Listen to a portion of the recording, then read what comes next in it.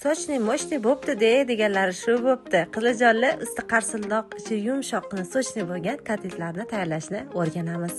Masalliqlarning to'liq grammlarini yozib qoldiraman. O'tishimizga tovuq filesini мясорубкаdan chiqarib olamiz.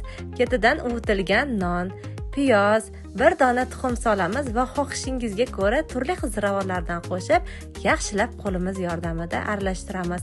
Urib ishlab bersak, yana ham natija yaxshi bo'ladi.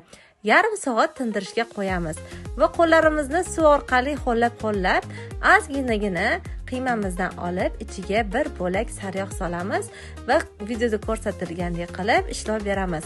Sariyog' o'rnida xohishga qarab bedadan tuxum yoki pishloq solsangiz ham bo'ladi. Va non talqonimizga kotletlarimizni botirib, chiroyligina shunaqa shakl berib olamiz. Qizib turgan tovamizga kotletlarni birin-ketin solib, ikkala tomonini och rang qizartirib, qovurib olamiz. Yarimini men videoda ko'rsatilgandek kotlet yasadim, yarimiga esa shunchaki dumaloq shakl berib qovurib oldim.